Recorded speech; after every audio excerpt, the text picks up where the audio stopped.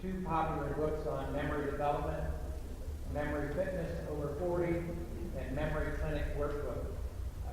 So this is a great opportunity for us to learn about the things we can do to keep what we have. Here's Robert.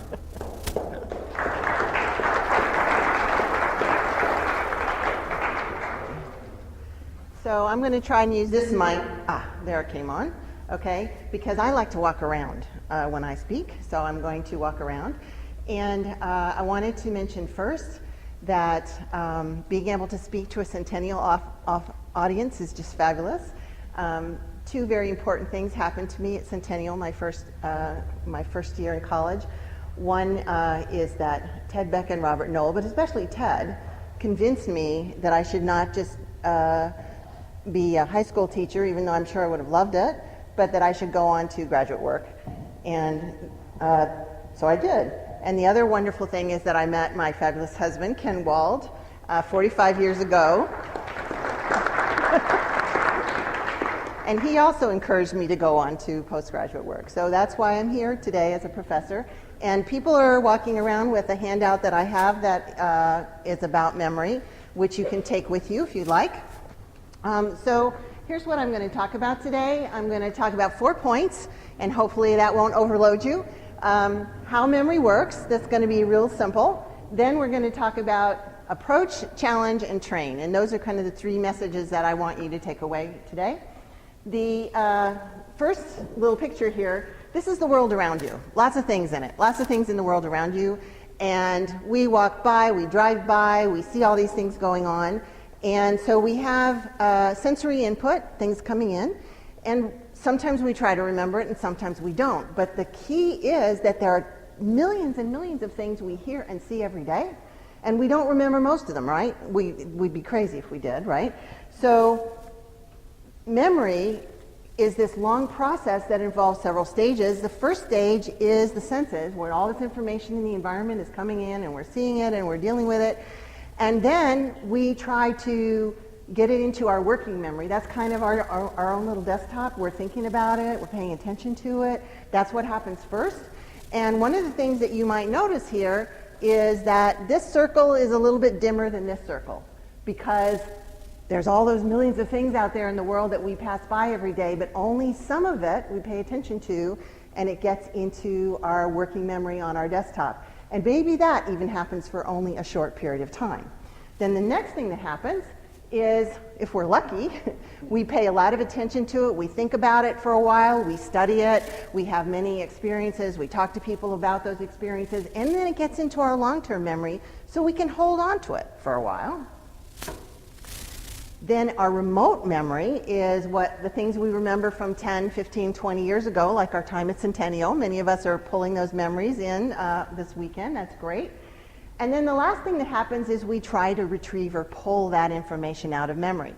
Now, one thing I want to get you to pay attention here is that every one of these circles is dimmer than the one before. So millions of experiences, only some of them we pay attention to, only some of them get into our long-term memory storage, only some of them are retained for long enough to be called a remote memory or a really long-term memory decades ago, and then only some of it can be retrieved. Okay, only some of it can be retrieved. And the reason for that is that our memory system is made for forgetting. It's really built to help us to forget, so that we don't try to retain the thousands and thousands and thousands of experiences and things we see and things we hear for our whole life. We only retain about 60% of what we have learned. Okay, that's not too bad. Things you really learned, you retain 60% of it. But all those other things that happen in your everyday life, you dump. Okay? And that's because our memory system is made to forget. We have to do something special in order to remember. So why do we forget? We forget for tons of reasons. We're not paying attention. Time has passed, decades have passed. We don't remember everything that happened in Centennial. We don't care, we don't try, lack of effort. This is why, of course, your teenage son doesn't remember that you've told him to clean his room. That's a good one.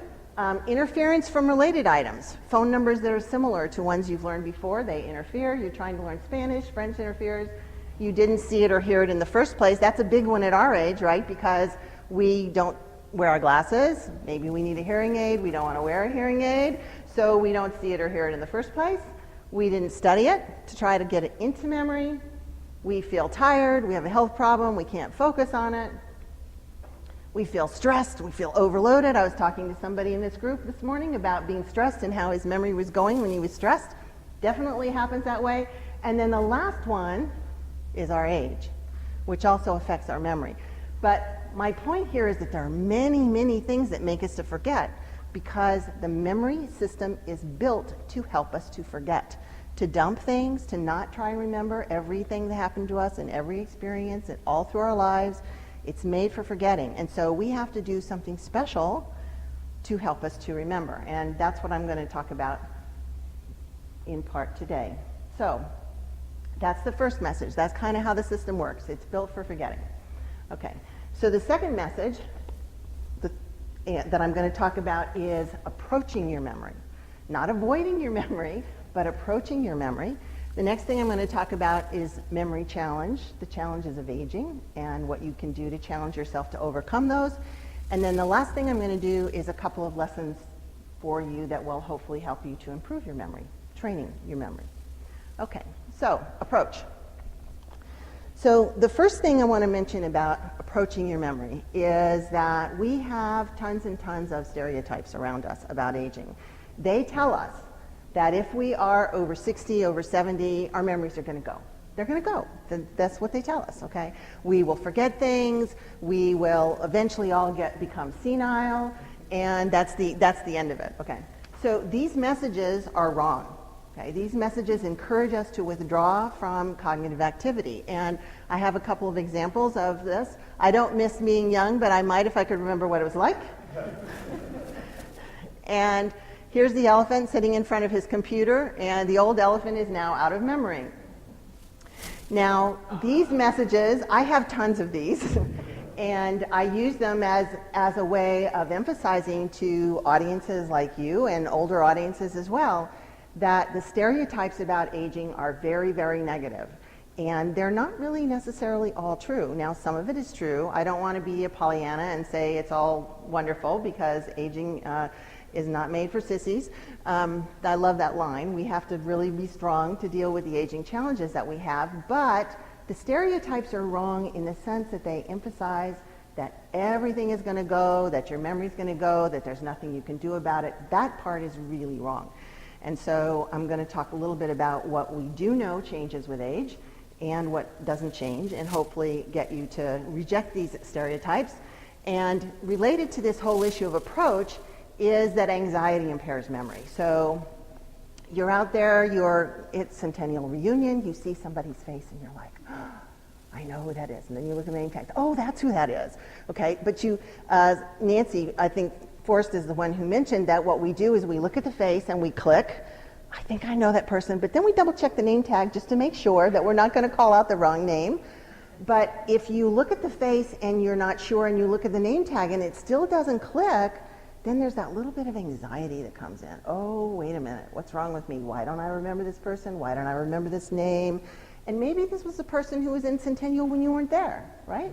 But there's still that little bit of anxiety because you know that your aging affects your memory. Your memory is supposed to be going, right?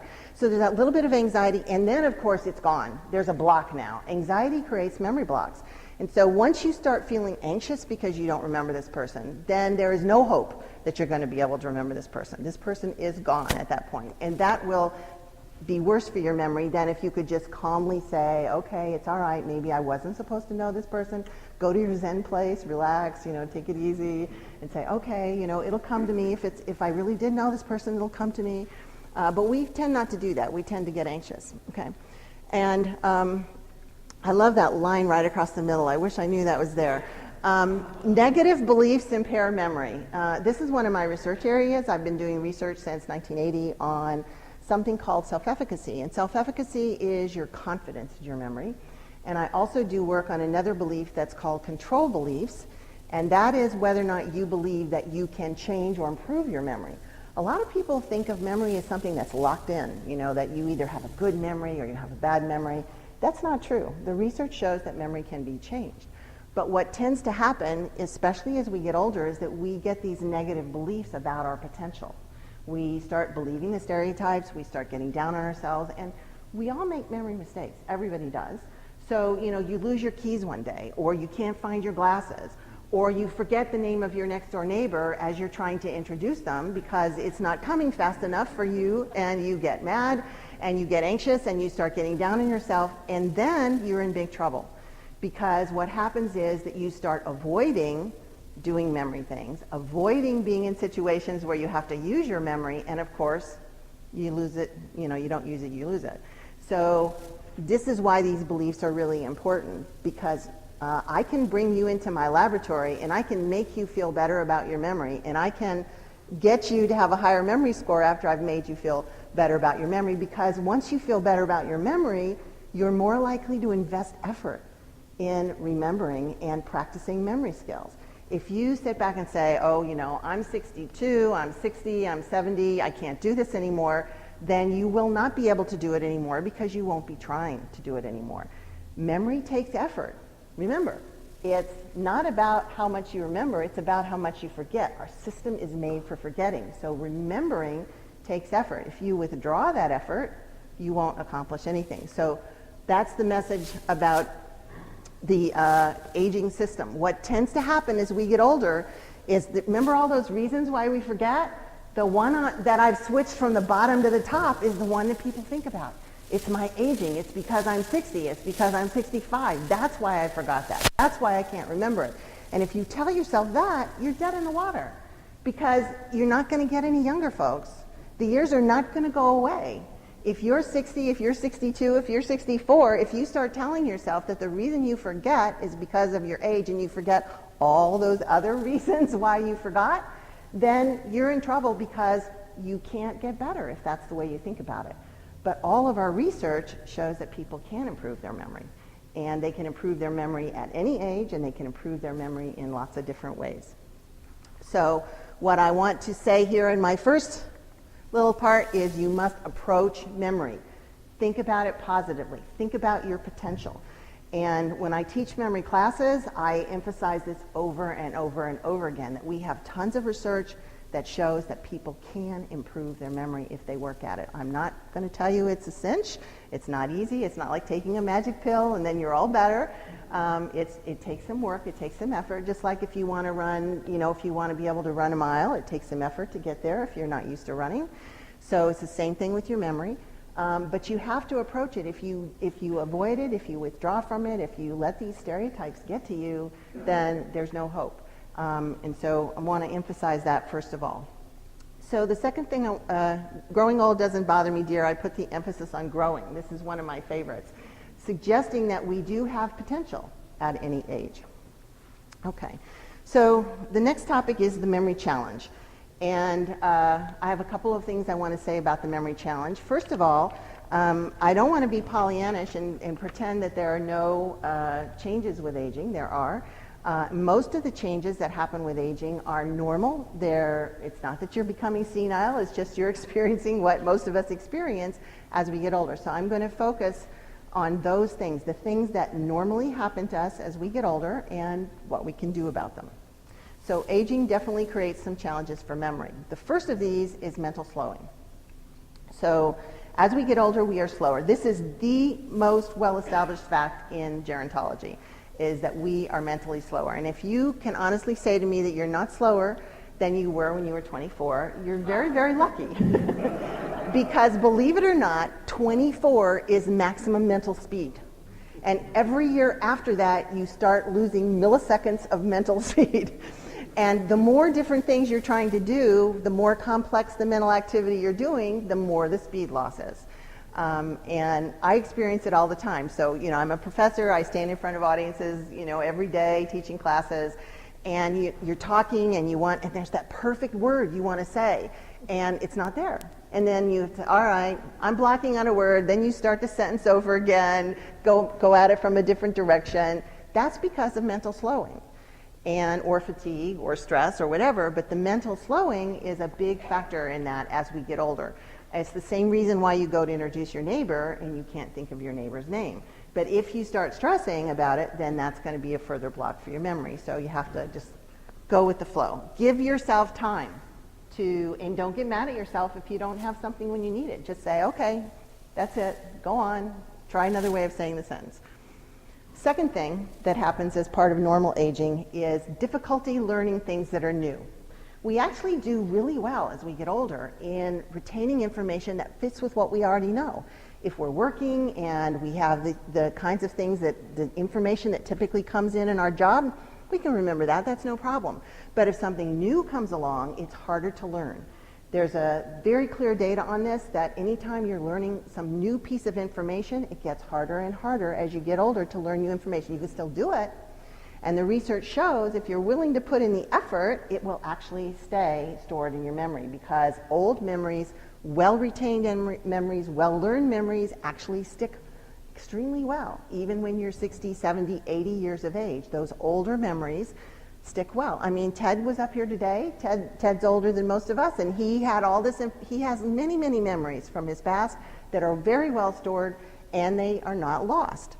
So what you have to do is take that new information and make it fit with what you already know, and then it'll be a little bit easier to retain, and we'll talk more about that later. A third factor that's a big part of the aging challenge is attention. It's much harder to pay attention to things as we get older. We become much more distractible. So I am a multitasker extraordinaire, or I used to be, and I can't do multitasking quite so well anymore because, and this fits in with the research, what the research shows is that we are very distractible, and if we are doing 3 or 4 different tasks, every time we have to switch our attention, we lose some of what we are working on and some of what we do. So I've had to retrain myself and be much less of a multitasker as I've gotten older, because I recognize that this loss happens as you begin to switch from one thing to another. We are very, very distractible, and the example that most people give is that you are standing in the kitchen and you decide to go to the bedroom to get something, and when you get to the bedroom, you have no idea what you went there for. So you toddle back to the kitchen and you look around and you think for a while, and usually if you look around and think for a while and get back to what you were doing, you can remember why it was that you went to the bedroom, and this time you're going to really hold on to it, so you think about it all the way into the bedroom, and then you remember what it was that you went there for. And this is one of my favorite cartoons, because Superman not only did that, but he doesn't even remember where he's going. So he's standing on the window ledge saying, dang, now where was I going? So that attention distractibility is also something you can do something about, though. You need to make sure and focus your attention. So this is another reason why it's not good to be a multitasker. Just get one thing, work on it, turn off the radio, close the door. Ken and I have this sign: if our study door, we both have separate studies, if the door is closed, we don't knock, because we know that we'll get distracted and forget what we're working on. So very important to focus your attention. Okay, so the fourth thing in the aging challenges is the importance of cues. As we get older, we need more cues, and I saw that operate beautifully in this reunion weekend. So when Ken and I had some information from past reunions and some pictures from Centennial College, very much like the ones that Ted had earlier that he was holding up.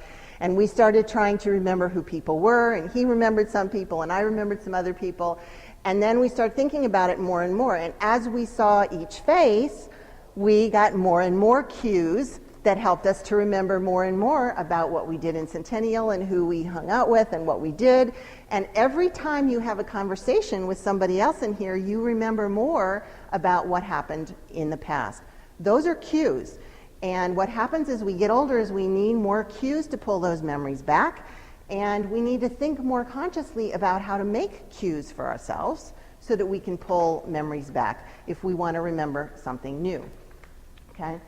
So here's this guy. He's trying to sort through all of his memories, and they're a mess. They're disorganized, and he is having trouble finding them.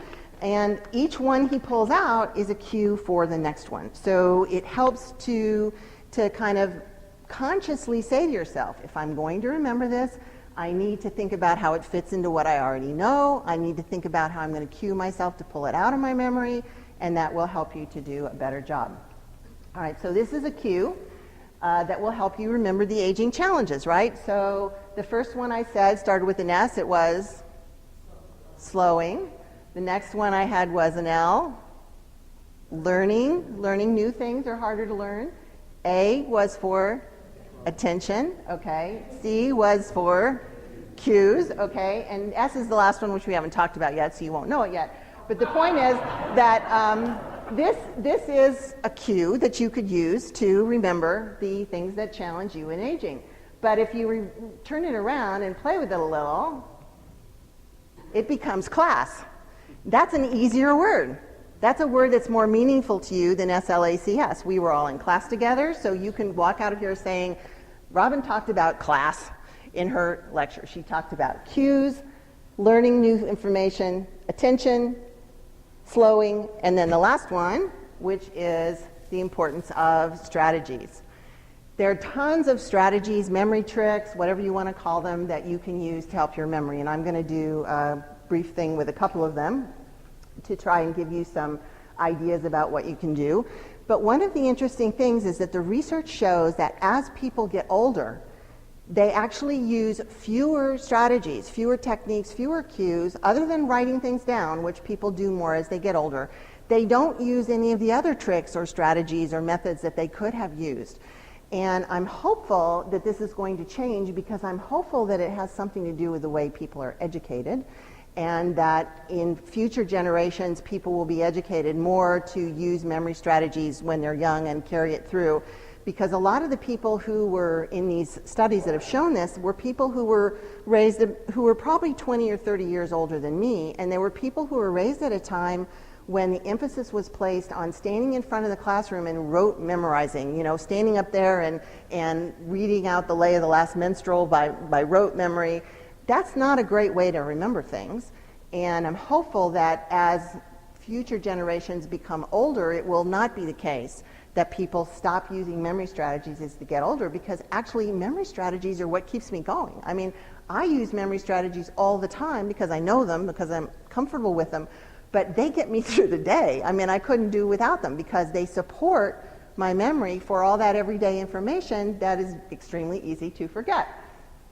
Okay, so this is I don't know if any of you had this toy for your children. It's called a wacky wall walker, or wacky wall walker. And the thing about this toy is that you used to throw it at the wall, and it would just kind of slowly creep down the wall, kind of sticking to the wall. It had a little gummy substance on it, and it would kind of stick to the wall. And I think of my memory as I get older as being like this little wall walker, because if you ever remember what happened with those with your children, after you had them for a while, they got dirty, and you would throw them at the wall and they wouldn't stick anymore, they would just drop. Well, that's what happens to your memories when you get older. When you're young, you throw them at your brain, you throw them at the wall, and they stick. You know, automatically, without even thinking about it. When you're young, a lot of these memories just stick. But when you get older, you have to do something to make them stick, because they lose their stickiness. You throw them at the brain, and they just drop right out. They're gone. So I love to think of this wall walker as an analogy of memory, because when you're young, you know, when it's new, it sticks really well, and when it gets older, it kind of drops. And so you have to do something a little bit more conscious with it. And one of the things I frequently talk to my audiences about is what happens to me when I pack for a trip. So I pack my luggage, come to Lincoln, Nebraska, and it used to be, when I was 20 and 30 and 40, I would know exactly where everything was in my suitcase. Automatically. I didn't have to think about it. I didn't have to plan for it. I didn't have to organize my suitcase. You know, Ken's always very organized. I like to just throw things in there. And I always knew where things were. That doesn't work anymore, okay? Now, if I really want to know where everything is in my suitcase, I have to organize it. So I have to put, you know, the slacks over here, and the jewelry over there, and the shoes over there, so that I know where things are and I can find them quickly. And that's kind of a simple message to me, again, that things are not sticking automatically, and you have to make some effort to remember as you get older because of these aging challenges. And luckily, I have all these fancy strategies, and so I can use them, but who wants to do that, to remember where things are in your luggage? I mean, really, who wants to spend half an hour memorizing where things are in your luggage? So I don't do that. I just look around for a long time until I find it. Okay. So when you're young, it comes naturally, my dear. These are elephants talking, elephants who never forget. When you're young, it comes naturally, my dear, but when you get older, you need mnemonics. You need the strategies and the methods and the tricks that can help support your memory. Okay, so about the challenge, then, I want to say aging does challenge our memory. There's that class, those cues and learning what's new and paying attention and mental slowing and strategies that are needed. But if you work at it, if you continue to use your memory challenge can reduce the effects of aging. So if you continue to work your memory will continue to work for you. And that's less important, I think, for many of you, because many of you are still working. You were talking last night about your jobs, but there are some of you who are retired or are soon going to be retired. And it's when you retire that you especially have to do this, because on the job, the challenges come to you whether you like it or not. You have things you have to do that require mental effort. But when you retire, you have to make that mental effort for yourself, or you're going to lose your memory skills. You have to make it happen for yourself, and that's another challenge that we have. Okay, so this is my little logo. Exercise your brain to maximize your memory power. And the reason I wanted to raise this now is because of the fact that when we talk about memory training, we know from our research that there is not one thing called memory. You know, we think, oh, I have a good memory, I have a bad memory, memory's memory. No. Memory is hundreds of different things. It's remembering errands, it's remembering where you put things, it's remembering names, it's remembering the crossword puzzle answers, it's remembering how to do your Sudokus. It's every one of those things is a different memory activity, and it's stored in a different place in the brain, and individual memories are stored in different places in the brain. And so if you want to be good at your memory in general, you have to practice lots of different kinds of memory in order to be successful. And you have to decide for yourself what's going to work for you. Because if you just do one thing, you're only going to be good at that one thing, which is fine, if that's okay with you. But if you want your memory to be good in general, you need to practice lots of different kinds of memory to be effective. Okay. So here's a long list of things that you could challenge yourself with. I have many more long lists of this in my workbook. I have 60 of these things. Learn the names of people in your club. Learn the lyrics for a song. Memorize your passwords, etc. And the idea here is not that you need to know this. The idea here is that you do this now in order to challenge your memory so that you can maintain your memory skills and not be resting and rusting. Okay. So the last thing I wanted to talk about was how to train your memory. So I'm only going to leave you with two things here about training, but hopefully they're simple enough that you can get them. And if you're interested in learning more, I have a book you can look at. This is a guy chasing down his memories. And they're all over the place. They're kind of a mess. And our research shows that one of the most important things to support memory is meaning. If you can make it meaningful to you, you are much more likely to be able to remember it. So I'm going to do a little simple exercise that hopefully you guys can see what I mean by this.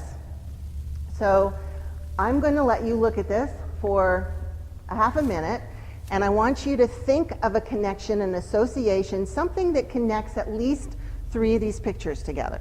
And you can connect more of them if you want to. You can take 5 or 10 and try to connect them, but think of some association that connects at least 3 pictures, and then I'm going to ask you what you've come up with.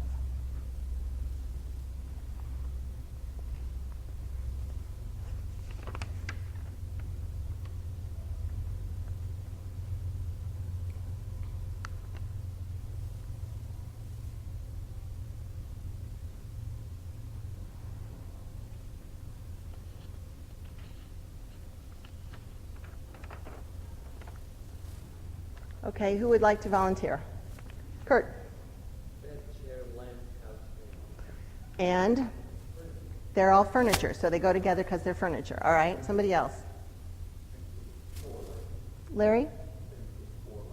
Things with 4 legs. Okay, cool. That's new one. I haven't heard that one before. The whole first column for all things that were associated with last night. Okay, so the whole first column, drinks. Yep, We drank, we ate. television in our motel room. We commented on what a great bed it was. And the tree next door to Shelley's house had orange lights on it in the winter. Excellent, excellent. Now, here we go. This is a perfect example of someone using their own experience and making it meaningful to her in order to remember it. And that's what you have to do to remember things. Lyle? The chalice, the fork for talking about suppers, and the church where you do those things. Exactly. Okay. Now, I do this exercise in my memory classes, and I sometimes actually give people 20 minutes, and I get each person to work together with other people on the table. And I did once have someone who created a Christmas Eve that connected everything in here. They connected a Christmas Eve event, and they went to church, and they looked at the stars, and they played cards, and they created this whole Christmas Eve evening thing, putting meaning into what it is that they wanted to remember. And in fact, just having gone through that exercise of trying to create meaning out of this picture, if I were to put it away, most of you would remember a lot of these pictures. And it didn't take very long. It only takes a couple of minutes to think, what does this mean? How can I connect it to what I know? And that is actually one of the best things you can do to support your memory. Anytime you want to remember something, think about making it meaningful, connecting it to something you already know. There's me. This is how you remember me. My face on the body of a bird. Put the bird on the west end of a weather vane. And, sometimes when I do this, I think, it must be kismet that I'm a memory person, because Robin and West are so easy to remember as names. And then, I don't have a name like Gabriella Molchik, right? How would I make meaning out of that? I could probably do it if I worked at it. Okay. So the point is that you make it meaningful and you make it memorable. Okay. So that's the first lesson for training. The second lesson has to do with the importance of practice in order to remember. And I'm going to first actually teach you a specific thing. You can think of it as a license plate number, you can think of it as a password, whatever you want to think of it. It is absolutely not meaningful. And meaning supports memory, but if you can't make it meaningful, then you can do something like this, practicing remembering it in order to retain it. So here it is. It's HYZ 604. HYZ 604. So what did I just say? Okay, now it's easier if you remembered it his 604. His 604. So this, just think of it as a password that you need to remember. And it's nonsensical. You can't think of any meaning in it. Maybe some of you can come up with meaning in it, but it's nonsensical. What was it? Okay, and this technique that I'm using right now is called space retrieval. It's a method for remembering. It's very simple. Even Alzheimer's patients can be taught to remember a specific set of information, a name or a phone number, using this technique. What was it? Okay, so in addition to this simple method, there are also other methods that involve rehearsing and practicing and associations. So if you have this picture in your mind of my face on the west end of a weather vane, if for some ridiculous reason you might want to remember it, you would want to rehearse it. You would want to think about it again. And then the next time you saw me, you would remember my name because you have thought about it over and over and over again. That means that you're rehearsing it over and over and over again, practicing it, spending time on it, thinking about it. And what was the password? Okay, so that's one thing to do, is to think about it over and over again, to even look at it, the name again, on a piece of paper. But psychologists have actually discovered that pulling it out of your own memory over and over again is better than looking at it again, which I think is fascinating. So if you want to remember something, it's not as good to have it on a piece of paper and look at the piece of paper 20 times. It's better to look at the piece of paper once and then ask yourself what's on it in 20 seconds. And then ask yourself what's on it in 40 seconds. And then ask what's on it in a minute and a half. And then ask it 3 minutes. And then ask it 6 minutes. What was that password? Okay. And then you ask again in 12 minutes. And then you ask again in 24 minutes. And then you ask again in 48 minutes. And I taught him his license plate number that way. Yeah, Ken is now telling these people that I used this method to teach him his license plate number once, because he said, I can't remember my license plate number. And I said, do you want to? And he said, yes. And I said, all right, I will make you learn it. And this is what I did to him. And he did learn it. By the time we got to a 16 minutes of retrieval, where I had asked him about it, what was the password? Okay. So once we'd gotten to 16 minutes and I had asked him about it, maybe 20 times, he knew it, and he didn't forget it. And then of course, he went and changed his license plate. And the new license plate, I didn't have to do that with, because he was able to find meaning in the new license plate number by connecting it to a political factoid, of course, since he's a political scientist. The point being that if you want to remember something, you need to review it regularly. You need to review it especially a few times when it's still in the front of your memory. The first interval you should use is 10 seconds or 20 seconds, and then go to like 15 or 30 seconds, and then you go to a minute, and then you go to 2 minutes, and then you go to 4 minutes, 8 minutes, whatever. You know, Ken has a pretty solid memory still, so I figured at 16 minutes, you know, I wouldn't have to ask him again, and I didn't. But if you're working with someone who has memory deficits, or if they have more memory problems, then they would need to be tested again, and they might forget it at 16 minutes, 30 minutes, and then they might have to go back and start over with this interval testing. But it's an extremely effective technique for remembering anything that's even nonsensical and it means nothing to you. And what is the password? Excellent. Okay. So practicing in general means that you rehearse things that you want to remember, that you think about them again and work with them. And spaced retrieval is the technique that I just taught you now, where you retrieve it out of your own memory at particular spaced intervals in order to retain it. Okay, so because I'm a memory specialist, we have to review what you've just learned. The main points I made, first of all, there's the little ball at the end of the retrieval where we have very little information in it, and the point I made was that the memory system is made for forgetting, and we have to do something special in order to remember. Second point, I think I can, the little engine that could. Approach your memory. Don't believe the stereotypes. Don't get down on your abilities. Everybody has some potential to improve their memory.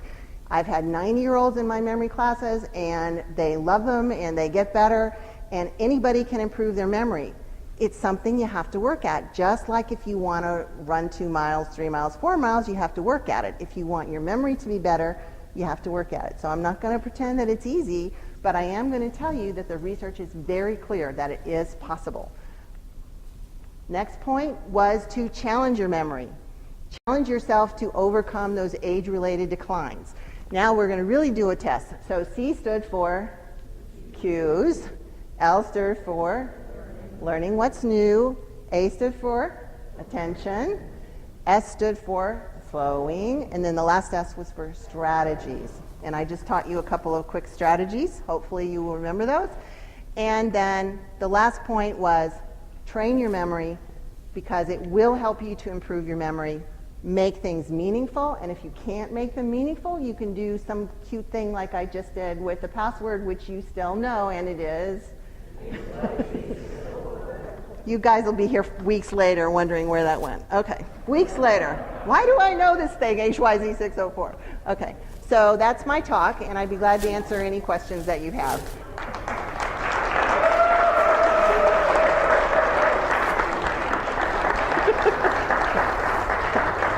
Go ahead. Having had too many friends and family, going back to even when I was a kid, what about the things that are associated with the instructional changes, like Alzheimer's and dementia, that used to be called just hardly give the arm? Yeah, it used to be believed, he's asking about Alzheimer's disease and dementia, it used to be believed that senility was a normal part of the aging process.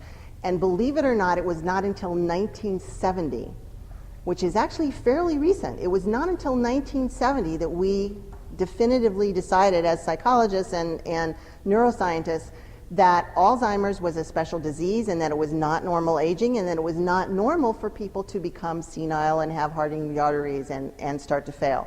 So you all grew up when it was believed that senility was a normal part of aging. It is not. And so I don't study Alzheimer's, I study normal aging. So everything that I've told you is very normal. If it's happening to you, you can say, oh yeah, I recognize that. Robin said that was okay. But what about it? I mean, it is something that seems to be happening to a larger percent of the population. We do have people that our population is aging.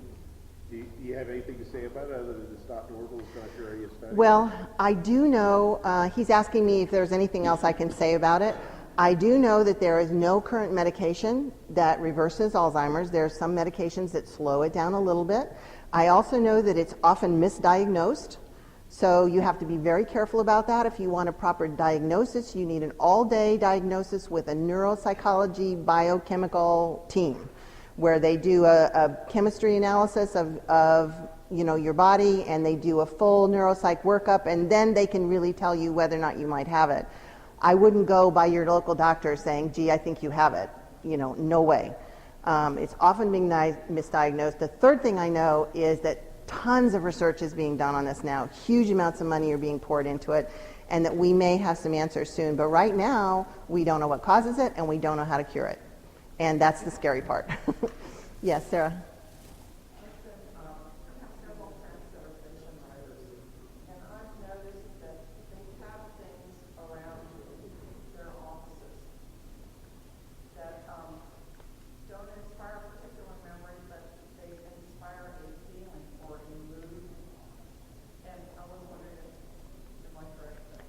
I think you are. She's saying that that she knows people who write fiction and they have things around their desk that inspire a particular mood. There is data to suggest that mood is related to memory. One of the things I tell my students about this is that if you are at a cocktail party or if you're at a dinner with a group of people and someone starts talking about the accident that Aunt Sally had, and then someone else will start talking about someone else's health problem, and then someone else will start talking about someone else's problem. What's happening is that mood cues are transferring across our brains. We store memories in lots of ways. We store them according to meaning, and sad things are, unfortunately, meaningful to us. And so when one sad thing comes up, it connects to another sad thing, and it connects to another sad thing in somebody else's head. And what you do then is you break the mood. You sit there and you say, all right, what can I say that's happy? What can I say that's happy? And I've done this actually at dinner with my family. And I said, okay, what can I, and then pop out something happy, and you totally change the memory connections that are going through the group. Memory is definitely cued by mood. It is a strong cue. And smell is also a very strong cue for memory. There are many memories, and one of the diagnostic tests for Alzheimer's that's being developed is actually using smell, because the smell system is very close to the memory system in the brain. Yeah? It is an initiative, but I know for myself, if I can see something, I'll remember much better than I would. Okay. So he's saying that if he can see something, he can remember it better. We differ in that, okay? So I'm very much a verbal person. If I can hear it and talk about it, I will remember it. Pictures don't do it for me. Pictures do it for you. That's great. And it's good that you know that, because if you know that pictures help you to remember, then use that to support your memory. Or if you know that organizing things makes sense, or if you know, some students will say, if I write it down, I'll remember it even if I don't have the piece of paper. If you know what helps your memory, then use it to help your memory. But also know that that's an individual difference, and people vary a lot. Yes?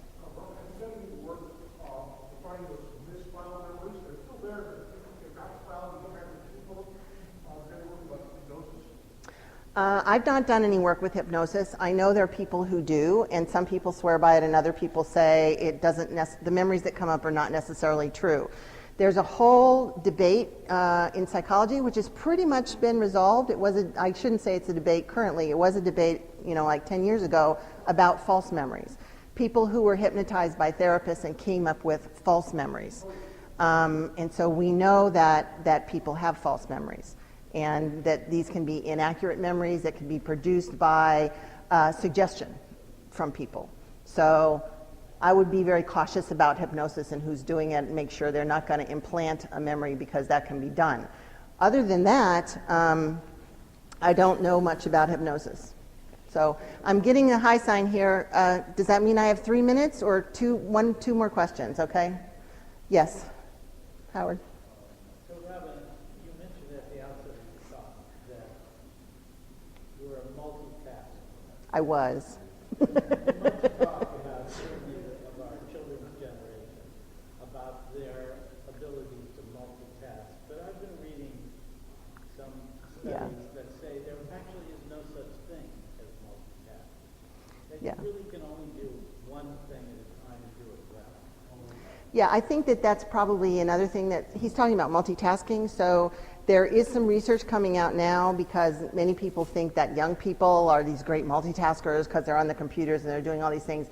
The research is actually showing that for most people, multitasking is not as effective as working on one thing. But again, I'm sure there are individual differences. I'm sure there are some people who are a little better at it, people who are a little worse at it. But it is kind of a myth that the fact that young people are going through all these different, going on the internet, going on their email, doing all these things actually helps them in some way. You're right about that. That's very clear. That some people really need to focus. There's a commercial application that's being touted widely called Lumosity. Yes, I know about Lumosity. Yeah. I'm just wondering what your Okay, I am strongly in favor of all commercial applications for memory. The reason I am is because anything that you will do to challenge your memory is good to keep your memory skills. I even have a workbook here. I brought it. Anything you do to improve your memory is good.